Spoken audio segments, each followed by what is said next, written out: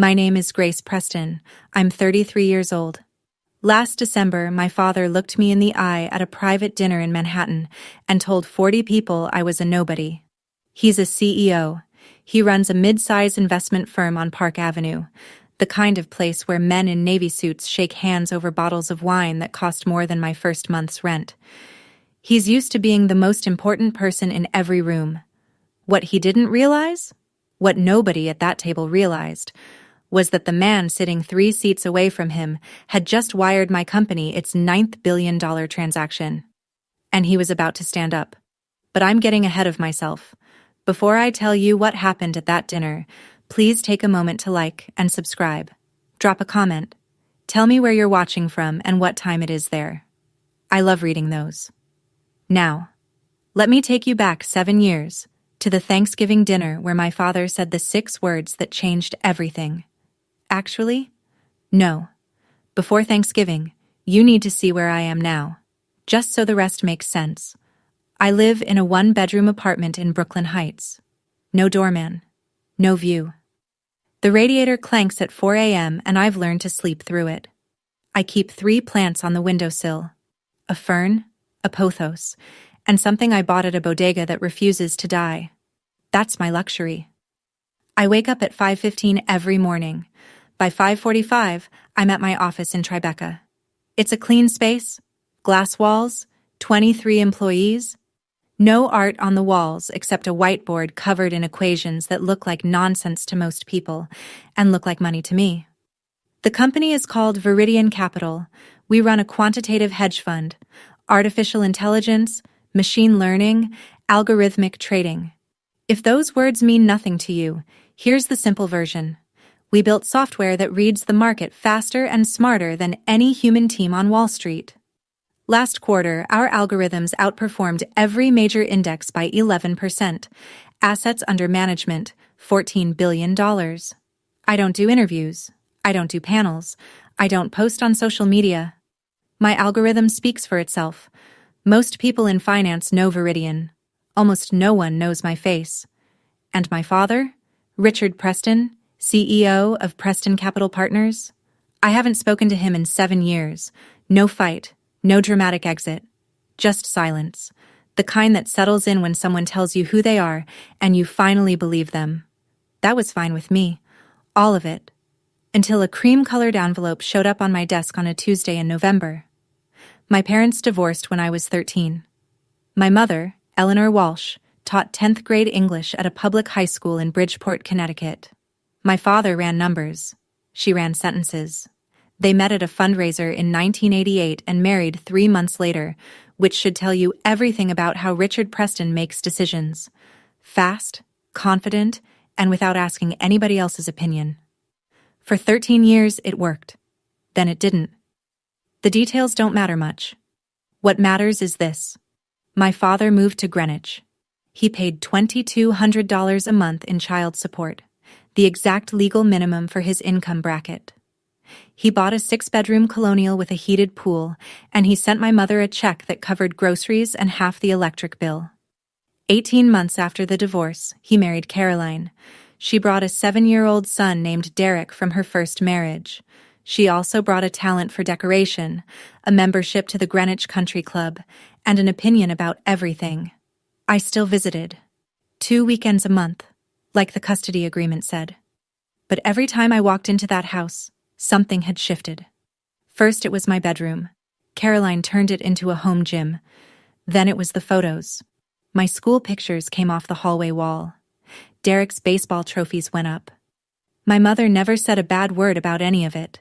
She'd stand at the kitchen counter grading papers and say, "Your father loves you in the only way he knows how." I believed her. For 13 more years, I believed her. I kept showing up, kept calling, kept pretending the silence on his end was busy, not intentional. And then came the day I stopped pretending. When I was 18, I got a full scholarship to Columbia for applied mathematics. I remember the call. I was sitting on my mother's porch in Bridgeport, and the financial aid office said the words, "full tuition," and my mother started crying into a dish towel. We drove to the diner on Route 1 and split a piece of coconut cream pie, and she said, This is the beginning of something, Grace. She was right. My father had a different reaction. Skip it, he said. We were sitting in his study in Greenwich. Derek was in the next room watching cartoons. Caroline was arranging flowers in the hallway. Come work at the firm. You don't need a degree. You need experience. Real experience. I told him I wanted to study mathematics, that I was good at it, that the scholarship was a once-in-a-lifetime opportunity. He leaned back in his chair. Math. You want to sit in a classroom doing math while I'm building something real? I said yes. He cut off everything. Every dollar beyond the court-ordered child support. No tuition help. No housing. No car. Nothing. Caroline made it worse, the way she always did. She'd call my mother's house and leave messages. Richard is heartbroken, Eleanor. Grace is so stubborn. She thinks she's smarter than him. She told people at the country club that I'd rejected the family business. She told Derek I was selfish. Derek was 12. He started showing up at the firm on Saturdays, wearing a little blazer, sitting in on meetings he couldn't understand. Richard paraded him around like a show pony. I worked 2 jobs through college. Graduated magna cum laude. My father didn't come. He sent a card. Inside, 1 line. Hope it was worth it. After Columbia, I got a job at Whitmore and Banks, one of the largest investment banks in New York. Junior quantitative analyst. Starting salary, $85,000 a year. I thought I was rich. I wasn't. Manhattan will cure you of that feeling fast. But the work saved me. I spent 14, sometimes 16 hours a day building trading algorithms, writing models, learning the language of risk the way my mother learned the language of Shakespeare. Line by line, late at night, with a cup of coffee going cold. Nobody taught me. I taught myself. I stayed late because I refused to be the person in the room who didn't understand the math. I'd sit at my desk at midnight, headphones in, debugging a pricing model while the cleaning crew vacuumed around my chair, and I got good. Quietly, steadily good. My second year, I earned my first real bonus, $4,200 after taxes. I walked into a jewelry store on Madison Avenue and bought a Cartier tank watch, not to show off. I wore it under my sleeve. I bought it so I could look down at my wrist every morning at 5:45 and remember one thing. I earned this. Nobody gave it to me. Nobody handed it down. My boss noticed me. His name was Malcolm Harding, a vice president then. Sharp, old school, the kind of banker who read every footnote and never raised his voice. He started assigning me the complex models, the ones the senior analysts avoided. I still called my father once a month. He always answered. He always asked the same question. When are you going to do something real? Then came Thanksgiving, 2019. The last Thanksgiving I ever spent with my father. I drove 2 hours from Brooklyn to Greenwich on a cold Thursday morning. My mother had already declined the invitation. She stopped attending Richard's holidays years ago, quietly, without explanation. I went alone. The house looked the same. The heated pool glowed turquoise through the back windows.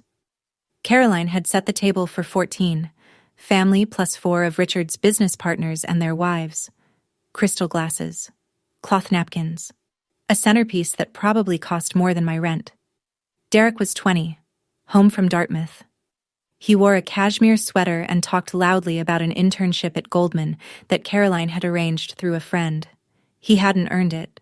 He didn't need to. I sat between a portfolio manager named Whitfield and his wife, who asked me what I did. I told her I was a quantitative analyst at Whitmore and Banks. She smiled politely. Richard, at the head of the table, overheard. Grace, he said. Loud enough for everyone. Tell them about your big plan. I didn't want to, but he pushed. So I said it. I was researching the possibility of launching my own fund. A quantitative fund using machine learning models. Richard laughed. Caroline laughed with him, half a second late, the way she always did. A fund? He said. With what money? He looked around the table, inviting the room to share the joke. You don't have the instinct, Grace. You have theories. He lifted his wine glass, smiled. And then he said it. The 6 words I will carry in my chest for the rest of my life. You'll never make a dime, Grace. I set down my napkin. I stood up. I didn't shout. I didn't cry. I looked at my father and said, "Thank you for dinner." Then I walked out, past the heated pool, past the turquoise light, past the centerpiece and the crystal glasses and the 14-place settings. I drove 2 hours back to Brooklyn in silence. My hands didn't shake until I parked. That night, my mother called. I didn't tell her what happened. I just said, "I'm okay, Mom. I just need to work." So I worked. In 2020, I left Whitmore and Banks. I took everything I'd saved, $230,000, plus a small business administration loan, and I launched Viridian Capital. 3 employees, a shared office in Jersey City with a tax preparer and a chiropractor. I coded the first algorithm myself, sitting on a folding chair at a desk I bought at a church sale for $40. Year 1, we returned 34%. No marketing, no press, just performance. Word spread through the quant community the way it always does. Quietly, in group chats and conference hallways. By 2022, our assets under management hit $400 million. I moved the office to Tribeca, hired 9 more people, started sleeping 5 hours a night instead of 4. In 2023, Malcolm Harding, my old boss, now a managing director at Whitmore and Banks, called me directly. He wanted to be our prime broker. He knew me as Grace Walsh. I'd been using my mother's maiden name professionally since the beginning. He didn't ask why. Good bankers never do. By 2024, we crossed $3 billion. I started using Preston again on legal documents. It was my name. I wasn't going to hide from it anymore. By 2025, Viridian managed $14 billion. Forbes mentioned us in a feature on AI-driven funds. I declined the interview. They ran the piece anyway, focused on the algorithm, not the founder. That was fine with me. My father didn't call. I didn't call. My mother knew I was doing well. She didn't know the numbers. She didn't need to. 7 years. No contact. No birthday cards. No holidays. Just work. And silence. And a bracelet on my left wrist that my mother gave me the day I graduated from Columbia. Sterling silver, thin, no inscription. She has the matching one. Then Malcolm Harding's assistant called my office. "Grace, Malcolm would like to invite you to a year-end investor dinner in Midtown, December 14th. Private dining room, 40 guests. He says it's important." I said I'd think about it. Then I asked who was hosting. "Preston Capital Partners," she said. "A Richard Preston. Do you know him?" I paused. 3 seconds. Maybe 4. "It's a common name," I said. I hung up and sat at my desk for a long time. The cream-colored invitation arrived by courier 2 days later. Heavy cardstock, gold-embossed lettering, the Preston Capital Partners logo in the corner. I turned it over in my hands. I could have said no. I could have told Malcolm the truth. That Richard Preston was my father, that we hadn't spoken in 7 years, that the last words he'd said to me were that I'd never make a dime. Malcolm would have understood. He would have quietly removed my name from the list and never mentioned it again. But here's the thing. I was 33 years old. I ran a $14 billion fund, and I was still letting one man's opinion decide which rooms I walked into. So I chose to go. Not for Richard. For me, because I was done avoiding rooms. I called my mother that evening. I told her about the dinner. She was quiet for a moment, and then she said, "You don't have to go, sweetheart." "I know, Mom. That's exactly why I'm going." She laughed. Soft, the way she does when she's proud and worried at the same time. "Wear the bracelet," she said. "Always do." December 14th, 8 days away. I set the invitation on my desk, next to the monitor, and went back to my models. 7 years of silence. 1 phone call, and now I'm about to walk into my father's dinner as a guest of his most important banker. And he has no idea I'll be there. If you've ever had to walk into a room where someone underestimated you, you know exactly what this feels like. Hit subscribe, because what happens at that dinner, you're going to want to hear every word. December 14th. I stood in front of my closet at 5:30 in the evening and made a decision that would probably drive Caroline crazy if she ever found out. I picked the simplest thing I owned: a black dress, no label, no statement, knee length, long sleeves, the kind of dress that says absolutely nothing about how much money you have. I slid the Cartier tank onto my wrist and fastened my mother's silver bracelet next to it. That was it. No stylist, no blowout. I pulled my hair back, put on flats. Flats, because I don't perform power with height, and ordered an Uber from my phone. On the ride into Midtown, I pulled up Malcolm's guest list on my tablet. 40 names: hedge fund managers, family office directors, 2 corporate attorneys, a retired senator. And there, near the top, Caroline Preston, co-host, Derek Preston, VP, Preston Capital Partners. I read Derek's title 3 times. VP. He was 27. He'd been at the firm for 4 years, right out of Dartmouth, no master's degree, no analyst stint, no proving ground, just last name and a blazer. I set the tablet down and looked out the window. Manhattan in December. Holiday lights on Fifth Avenue. Taxis crawling. People on sidewalks carrying shopping bags. The city didn't care about my family drama. That was comforting. The Uber pulled up to a high-rise on West 57th Street. A doorman opened the car door. I stepped out, checked my watch, and walked into the lobby. 38th floor. Private dining room. 40 people. And my father, somewhere above me, pouring wine and telling stories about the empire he built.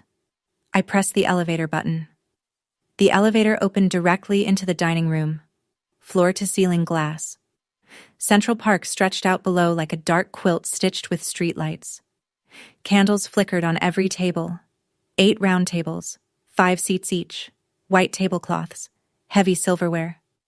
A string quartet played something soft in the corner. The room smelled like warm bread and expensive cologne. 40 people.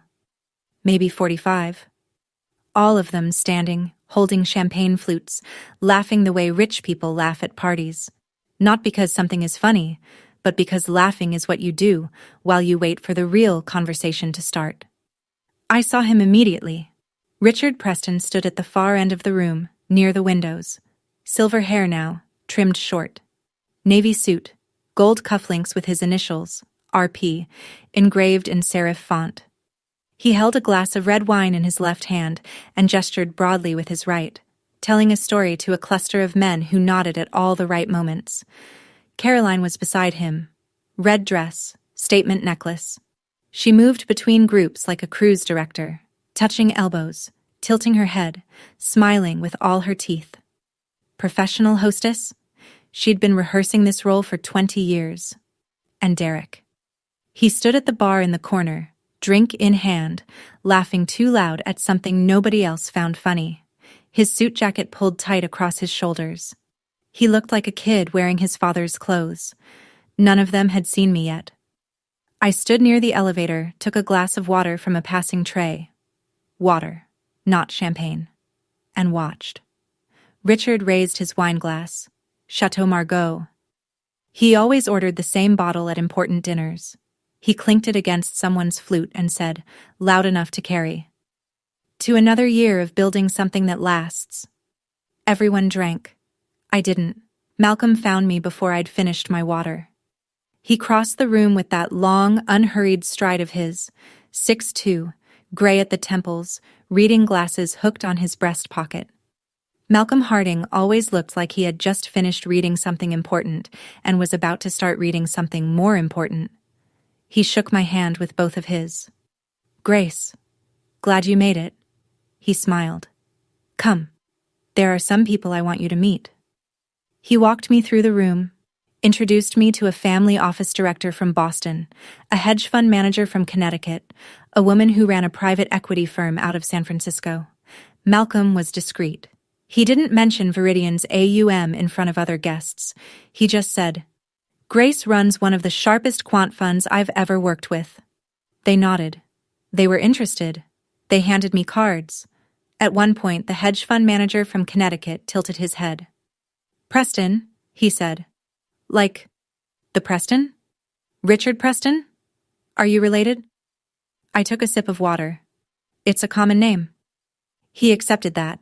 People in finance don't push when you deflect. They file it away and Google you later. Richard was still across the room. He hadn't noticed me. He was deep in conversation with two men I didn't recognize. Probably prospects, given how hard he was performing. Caroline circled the room like a satellite. She hadn't crossed my path yet. Then Derek walked past. He was heading to the bar for another drink when he stopped, mid-stride, and stared at me.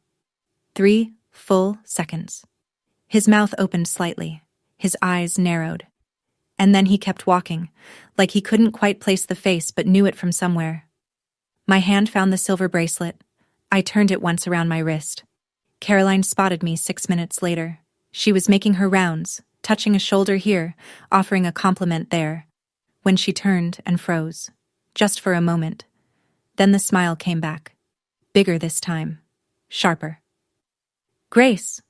She crossed the distance in 4 quick steps, heels clicking on the marble. My goodness, I almost didn't recognize you. Her voice carried. The couple standing nearest turned to look.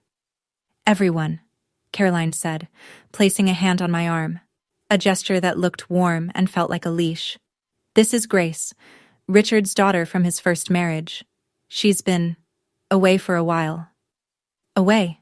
She said it the way you'd say in rehab or overseas or out of her mind. Not estranged. Not pushed out. Away. As if I'd gone on a long vacation and simply forgot to come back. Hello, Caroline, I said. You look well. Thank you, sweetheart. She tilted her head. What brings you here tonight? Are you someone's +1? The question landed like a slap wrapped in silk. She said it with a smile. She always did. I was invited, I said. Her smile flickered.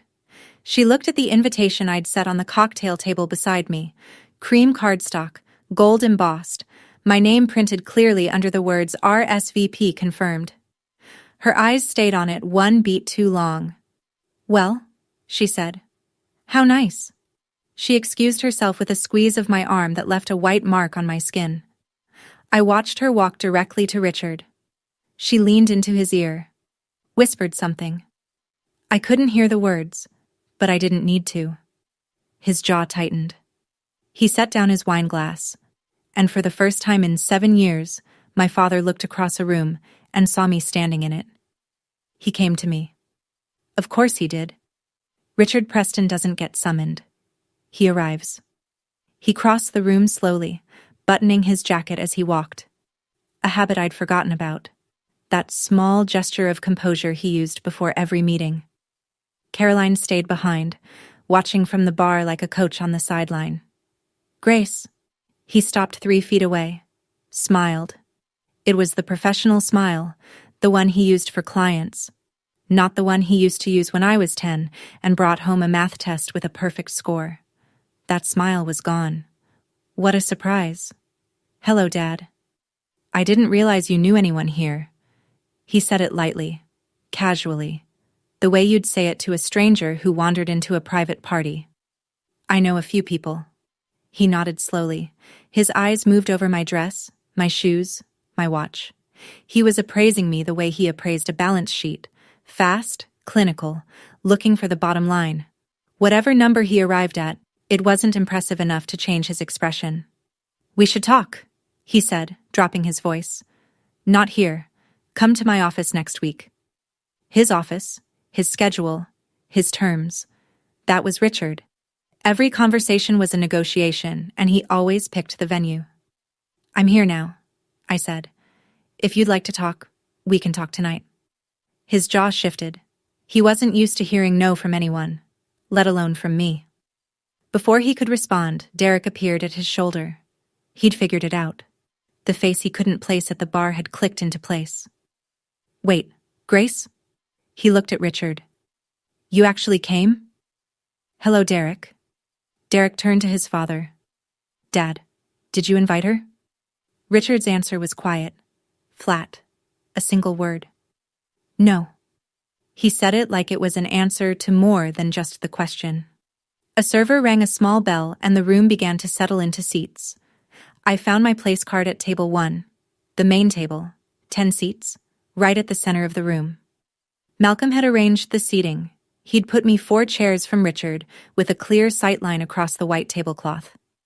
Richard sat at the head, Caroline to his right, Derek to his left, Malcolm directly across from Richard, and me, between Malcolm and a silver-haired woman who ran a family trust out of Greenwich.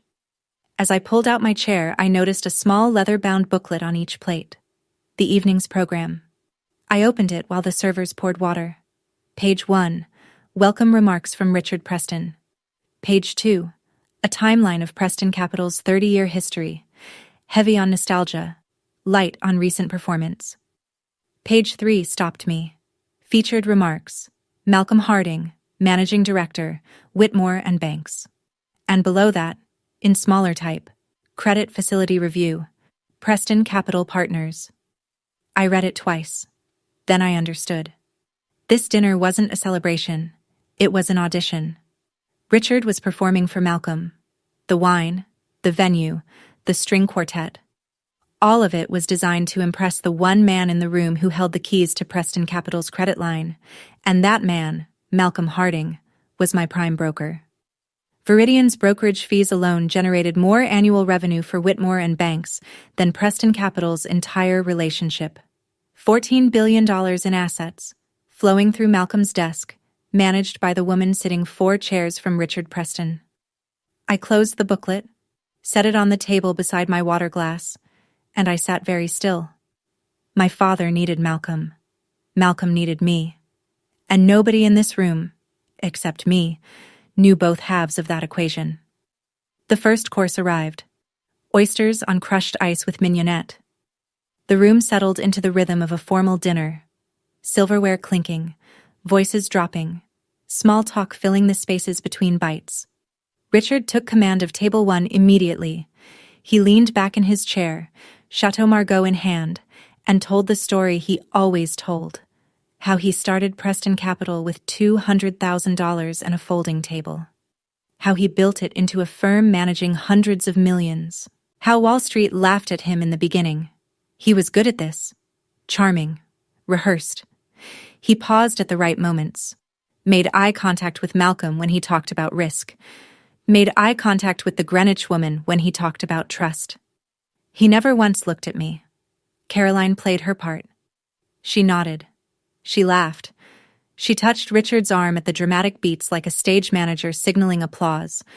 Derek tried to impress Malcolm with a question about portfolio allocation. He quoted a sharp ratio, confidently, loudly, and wrong, off by a full point. I saw Malcolm glance down at his phone and type something. A note, probably. A flag. I ate my oyster. I listened.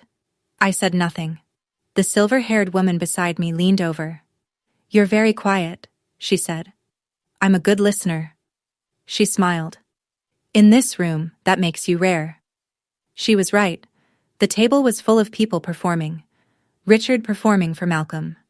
Caroline performing for Richard. Derek performing for everyone. And me, I was the only person at this table who had nothing to prove tonight. Sometimes the most powerful thing you can say at a table full of egos is nothing at all. The main course arrived. The servers refilled the wine, and Richard stood up. He tapped his glass with a knife. The room went quiet. "Ladies and gentlemen," Richard held the Chateau Margaux like a scepter. "Thank you for being here tonight. 30 years ago, I started Preston Capital Partners with $200,000 and a card table in a rented office on 3rd Avenue. No investors, no connections, just conviction." He paused, looked around the room. Hit every table with his eyes the way a good preacher works a congregation. "This firm is my legacy. It is my life's work. And tonight, I want to acknowledge the people who make it possible." He looked at Caroline. My wife, Caroline, who has been my partner in every sense of the word. Caroline pressed a hand to her chest. Modest, rehearsed. Then he turned to Derek. "And my son, Derek, Vice President of Preston Capital. The next generation of Preston leadership." Derek straightened in his chair, nodded once, tried to look serious. Richard lifted his glass. This firm is my family, and my family is this firm. Everyone raised their glasses. The room murmured approval. He didn't mention me. I was sitting 10 feet away, and he introduced his wife, his stepson, and his firm, and skipped the daughter who shared his blood and his last name. Like I was furniture, like I was a water glass that someone had set in the wrong seat. Malcolm looked at me across the table, then back at Richard. His brow creased, just for a second. A micro-expression. Confusion. He was trying to figure out why the host had just acknowledged everyone at the table except the woman his most important client had arrived as. I touched the bracelet under the table. I turned it once. And I waited. The main course was Wagyu, sliced thin, with truffle juice, and something architectural made of potato. Derek had finished his second cocktail and was starting on the wine. Alcohol made him brave. It always had. He turned to me between bites, loud enough for half the table to hear. So, Grace, what are you up to these days? Still playing with math equations? I set down my fork. I work in finance. Finance. He said it the way you'd say, finger painting. Like what? A bookkeeper? A few people laughed. Polite, uncomfortable laughter. The kind that means nobody actually finds it funny, but nobody wants to create an awkward silence. Malcolm didn't laugh. He watched. Derek grinned. I'm kidding.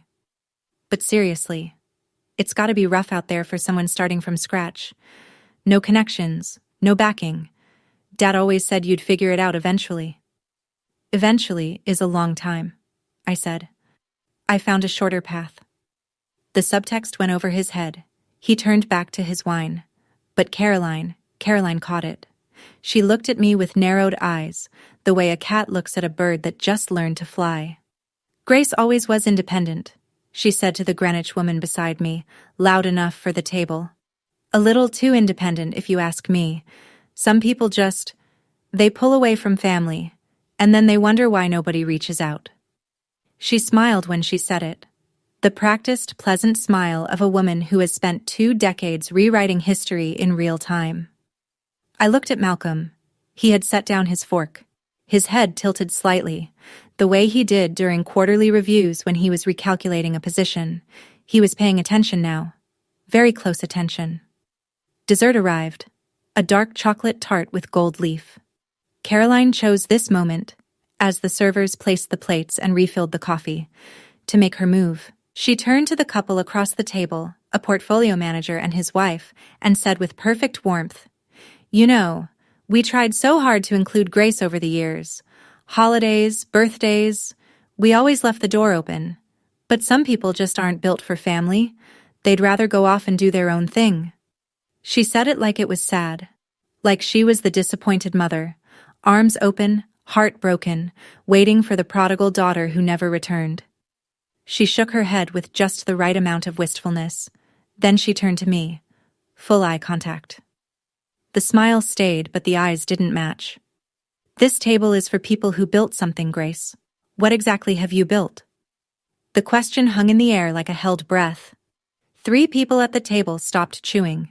The Greenwich woman looked down at her plate. The portfolio manager's wife suddenly found her napkin fascinating. I picked up my coffee cup, took a sip, set it back down on the saucer without a sound. "Something that keeps me busy," I said. Richard chuckled from the head of the table. "That's one way to put it." Caroline smiled wider. Derek laughed. The table exhaled. Malcolm's face was stone. I placed the embossed invitation on the table beside my plate. I smoothed it once with my fingertips. Then I folded my hands in my lap and looked at no one. That should have been the end of it. A quiet insult, a quiet deflection, and dessert. But Richard wasn't finished. Richard was never finished when there was an audience. My stepmother just told a room full of CEOs that I haven't built anything. My father chuckled. And the man sitting across from me, the one holding the keys to my father's credit line, hasn't touched his dessert. If you've ever been the person everyone underestimated at the table, drop a comment. I want to hear your story. And stay. Because the next 60 seconds changed everything. Richard pushed back his chair and stood again.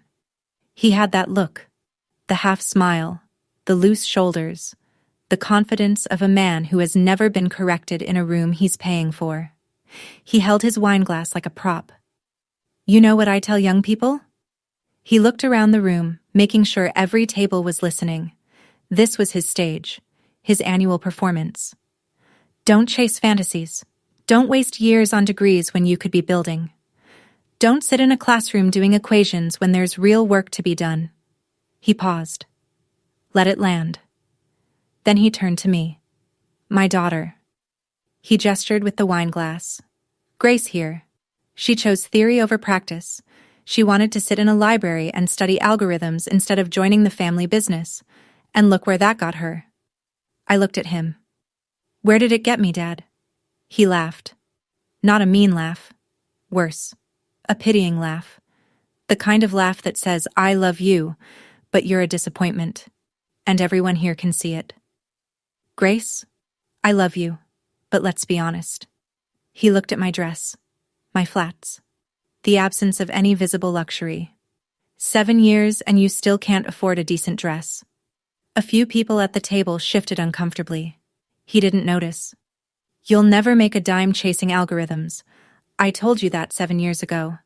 He lifted the Chateau Margaux, smiled. I'm telling you now. The room went still. 40 people. Nobody moved. A server standing near the kitchen door stopped mid-step. Caroline's lips curled at the edges. Derek nodded slowly, like a verdict had been confirmed.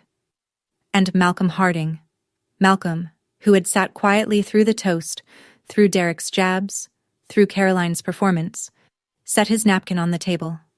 His face was red, not embarrassed red, angry red. I looked down at my wrist, the silver bracelet, the Cartier tank. I turned the bracelet once, breathed in, breathed out. Then Malcolm pushed back his chair and stood up. The room turned to Malcolm the way a courtroom turns to a judge. He was the evening's keynote evaluator. The man Richard had spent 30 years of reputation and one very expensive dinner trying to impress. When Malcolm Harding stood at a table, people listened. Richard. His voice was calm, measured. The voice of a man who has delivered bad news to billionaires and good news to boards of directors and never changed his tone for either. May I say something? Richard smiled. He didn't know what was coming. He thought this was the moment Malcolm would compliment the firm, praise the legacy, extend the credit line. He gestured magnanimously. Of course, Malcolm. The floor is yours. Malcolm straightened his cuffs. He looked at Richard, then at the room. I've known your daughter for 4 years. The smile on Richard's face cracked at the edges.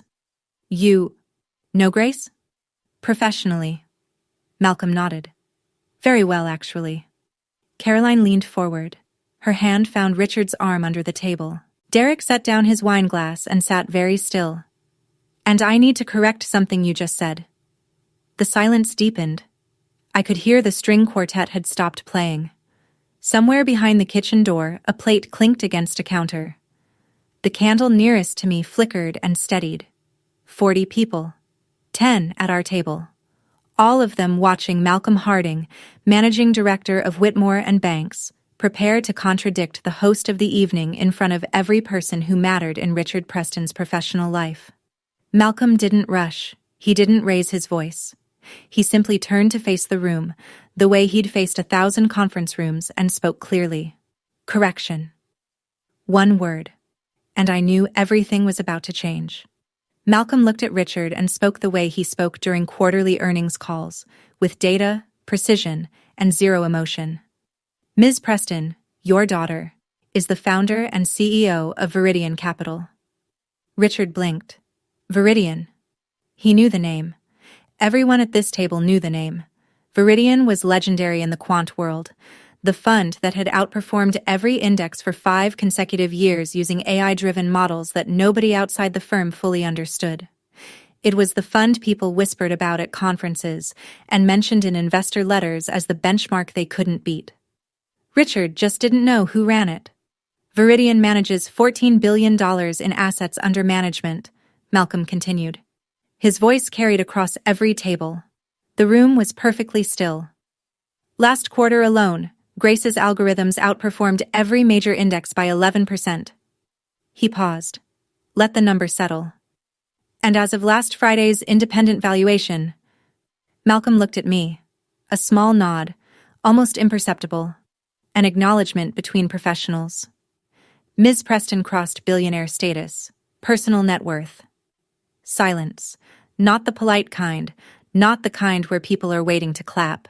The kind where 40 people simultaneously realize they've been watching a man humiliate someone who could buy his entire company with 1/4's returns. Richard's face drained. His hand, the one holding the Chateau Margaux, trembled. The wine swayed in the glass. He didn't drink. He couldn't. Caroline's mouth opened. Closed. Opened again. That can't be right. Derek's jaw dropped. Literally dropped. He looked at me, then at Malcolm, then back at me, as if he were watching a card trick and trying to find the hidden pocket. Malcolm wasn't finished. Richard, I came here tonight to evaluate your credit line. I should mention, Viridian's brokerage fees alone are worth 12 times your firm's annual revenue to my bank. He straightened his glasses. Your daughter isn't someone who can't afford a decent dress. She's the most valuable client I have. He sat down, picked up his coffee, took a sip. The string quartet did not resume. The reactions came in layers, the way they always do when something breaks in public. Richard stood, then sat, then stood again, half up, like a man who forgot whether he was arriving or leaving. Grace, I had no idea. Caroline started crying. On cue. Perfectly timed. She pressed a napkin to her eyes and turned to the couple beside her. This isn't fair.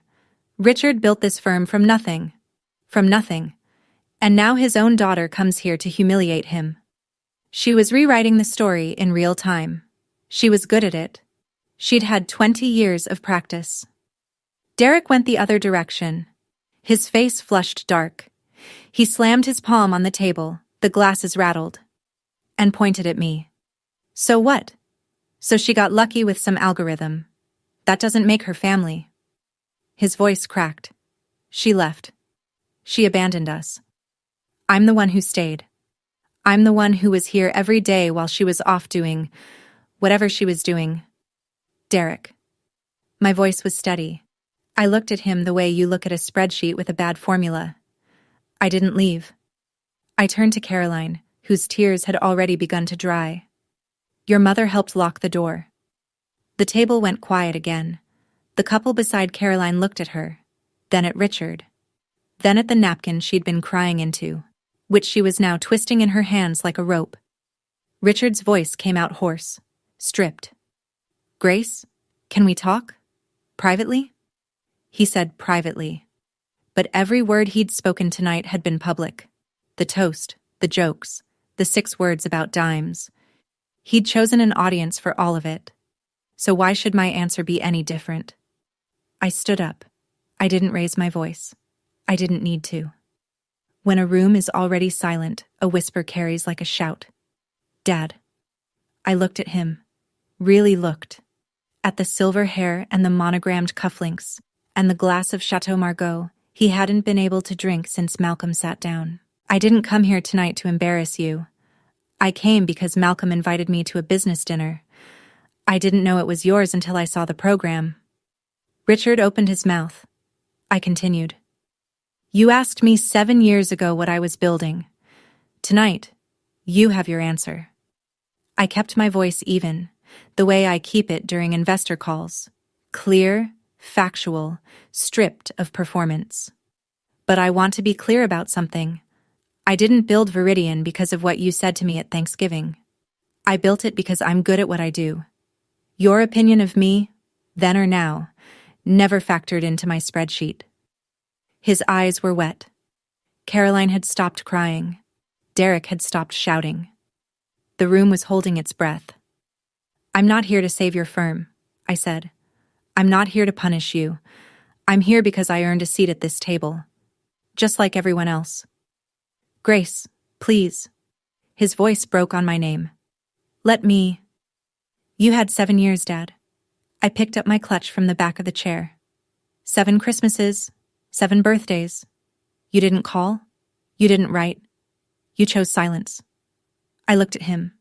So did I. The clutch was small, black. It held my phone, my ID, and a lipstick I hadn't used.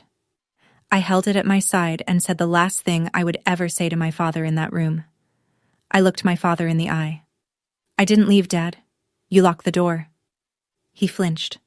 A full-body flinch, like a man bracing for impact half a second too late. His hand tightened on the back of his chair. His mouth moved, but nothing came out. I turned to Malcolm. Thank you for the invitation, Malcolm. I'll see you at our Q1 review. Malcolm nodded once. Looking forward to it, Grace. I walked toward the elevator. My flats made no sound on the marble. No heels clicking. No dramatic exit music. Just a woman in a black dress leaving a party that was never hers to begin with. Nobody stopped me. Nobody spoke. 40 people watched me cross the room. The portfolio manager, the Greenwich woman, the retired senator. The servers standing at the kitchen door with trays they'd forgotten to deliver. Caroline, mascara smudged, napkin in her fist. Derek, hands flat on the table, staring at nothing. And Richard, standing at the head of his own table, mouth half open, eyes following me the way a man watches a door close that he knows he'll never be able to open again. I pressed the elevator button. The doors opened. I stepped inside. On the table behind me, my invitation still sat beside Richard's untouched glass of Chateau Margaux, cream cardstock, gold embossed, the name Grace Preston printed in letters he'd tried to make invisible for 7 years. The doors closed. I was alone. The lobby was empty. A doorman held the front door and said, "Good evening, ma'am," and I walked out onto West 57th Street. December in Manhattan. 34 degrees. My breath made small clouds. The sidewalk was crowded with holiday shoppers and couples leaving restaurants and tourists pointing at the lights strung between buildings. Nobody knew who I was. Nobody cared. And that felt right. I walked 2 blocks. Didn't call a car. I needed the cold. I needed to breathe air that didn't smell like Chateau Margaux, and expensive cologne, and the particular oxygen that gets used up when too many egos are in one room. I stopped in front of a store window. Christmas display. Mechanical elves, fake snow, a train set winding through tiny houses. My reflection stared back at me. Black dress, flat shoes, Cartier tank on my right wrist, silver bracelet on my left. I pulled out my phone and called my mother. "Hi, Mom." My voice cracked. For the first time all night, something slipped. "How did it go, sweetheart?" He said it again. "You'll never make a dime." In front of 40 people. She was quiet for 3 seconds. Then, "And what did you do?" "I let someone else tell the truth. And then I walked out." "I'm proud of you, Grace." Her voice was steady. The steadiest thing I'd heard all night. "Not because of the money, because you walked out." She paused. Then, "Was it worth it? Going tonight?" I looked down at the bracelet. Her bracelet. Sterling silver, thin, no inscription. I ran my thumb across it. "Yeah, Mom." It was. We stayed on the phone for 12 more minutes. She told me about her fern. I told her about mine. Neither of us mentioned Richard again. I didn't see what happened after I left. Malcolm told me later, over coffee at his office, 2 days before Christmas. Here's what I missed. The room didn't recover. Guests started making excuses within 5 minutes. Early flights, babysitters, headaches. 3 of them approached Malcolm on the way out to ask about Viridian. They wanted in.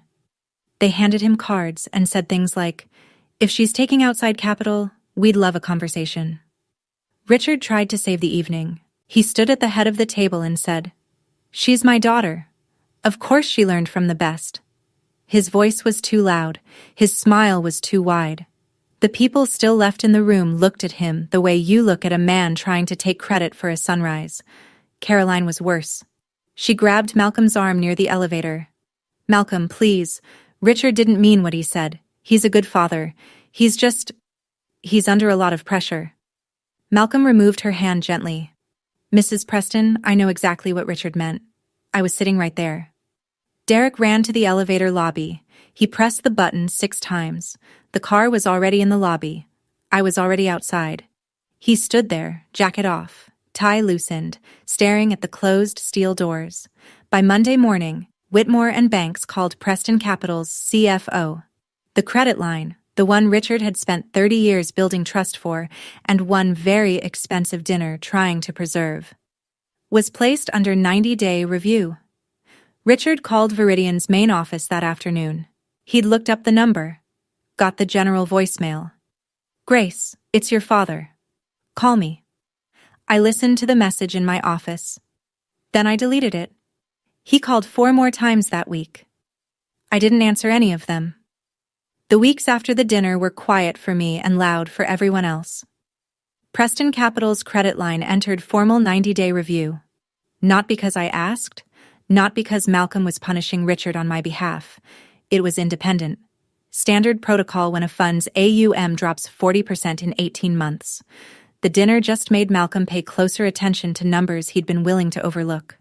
Richard sent me an email, 3 paragraphs. I read it once. He wrote that he'd been tough on me because he wanted me to be strong. He wrote that the industry was unforgiving, and he was preparing me for reality. He wrote that he always believed in me but expressed it poorly. Nowhere in the email did the words, "I'm sorry," appear. I didn't respond. Caroline called my mother. Tell Grace to call her father. He can't sleep. He's barely eating. My mother, who had raised me alone on a teacher's salary while Richard bought a 6-bedroom house with a heated pool, said, Grace is a grown woman. She'll call when she's ready.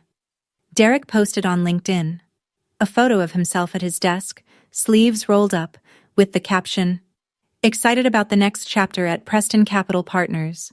Great things ahead. Nobody liked it. His colleagues at the firm had been at the dinner. They'd seen everything. 2 senior partners resigned the following week. They cited culture concerns. And in the quant world, the whisper spread. Richard Preston's daughter is Viridian Capital? The Viridian Capital? I went to work. Every morning, 5:45, opened my laptop, ran the models, drank my coffee. The algorithm didn't care about family drama. Neither did I. 2 weeks after the dinner, Richard walked into Malcolm's office at Whitmore and Banks. Malcolm told me this part later, in January, during our quarterly review. He said he almost didn't tell me. Then he decided I deserved to know. Richard didn't come to discuss the credit line. He sat down across from Malcolm's desk, the same desk where I'd signed my prime brokerage agreement 4 years earlier, and asked one question. Is she happy? Malcolm looked at him. I think she is. Richard sat with that for 30 seconds. Malcolm counted. Then Richard said quietly, almost to himself, I taught that girl nothing. Everything she has, she built alone. Malcolm didn't argue. Richard stood up. I need to go. He walked to the door, put his hand on the frame, stopped. Malcolm, don't tell her I asked. Malcolm told me anyway. Because, he said, he thought I should know that somewhere beneath the Chateau Margaux and the cufflinks and the 30 years of ego, there was a man who knew exactly what he'd done. He just couldn't say it to the person who needed to hear it. I sat with that for a long time after Malcolm told me. I didn't call Richard, not because I was angry, because I knew that one phone call wouldn't repair 7 years, because healing doesn't happen over coffee, because my father asking Malcolm if I was happy was the closest thing to an apology Richard Preston was capable of, and I had to decide whether that was enough. It wasn't, but it was something. In January, I wrote an email. 5 sentences. I drafted it on a Sunday morning in my apartment in Brooklyn Heights, sitting on the floor with my laptop on the coffee table and my mother's bracelet catching the light from the window. Dad, I heard you asked Malcolm if I was happy. The answer is yes. I don't need an apology, and I'm not offering one. But if you ever want to have a real conversation, not as CEO to nobody, but as father to daughter, you know where to find me. Until then, I wish you well. Grace. I read it 4 times. Changed nothing. Hit send. The read receipt came back in 4 minutes. He'd opened it almost immediately. I imagined him at his desk in Greenwich, or maybe in the study where he'd told me to skip college, reading 5 sentences from the daughter he'd spent 7 years not calling. No reply came that day, or the next week. Maybe one day he'd write back. Maybe he wouldn't. I'd said what I needed to say. Not to win, not to wound, but to leave the door unlocked on my side. What he did with that was his choice. I closed my laptop, touched the bracelet, and went to make coffee. 3 months after the dinner, here's where things stand. Viridian Capital manages $16 billion. We hired 8 new people, bringing the team to 31. I still get to the office at 5:45. I still wear the same watch and the same bracelet. I still don't do interviews. Preston Capital's credit line was renewed for 6 months, not because of me. Malcolm's evaluation was independent. The numbers justified a conditional extension, with stricter restructuring terms and 2 new independent directors on the board. Richard lost sole decision-making power for the first time in 30 years. His firm didn't collapse, but it wasn't entirely his anymore. Caroline went quiet. She stopped calling my mother. She stopped hosting events. 2 friends from her Greenwich circle pulled their invitations to the spring gala. She didn't fight it. Derek is still VP, but the 2 senior partners who resigned took their client books with them. He's working longer hours now, without mentors, without shortcuts. For the first time in his life, nobody is handing him anything. Whether that breaks him or builds him isn't my story to tell. My mother and I have dinner every Thursday at a small Italian place in New Haven.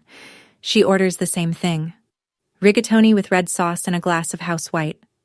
I order whatever's new on the menu. We talk about her students, my Fern, the book she's reading. We don't talk about Richard unless she brings it up. She rarely does. She wears her bracelet every day. So do I. 2 silver bracelets, no inscription, no stones, just silver on skin. Worn by a school teacher and a fund manager who learned everything that mattered at the same kitchen table. I also started mentoring, a program for young women in quantitative finance, analysts, coders, mathematicians who look around their trading floors and don't see anyone who looks like them. I meet with 4 of them once a month. I tell them the same thing. The math is enough. You are enough. Don't let anyone's opinion become your ceiling. Here's what I know now.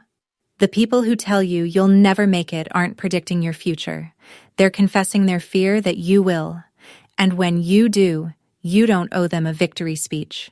You owe yourself a quiet Tuesday morning, a good algorithm, and a mother who picks up on the first ring. That's my story. 7 years of silence, 1 dinner, and a banker who said what I never needed to. If this reminded you that your worth isn't up for a vote, share it with someone who needs to hear that today. Drop a comment, hit subscribe, and I'll see you in the next one.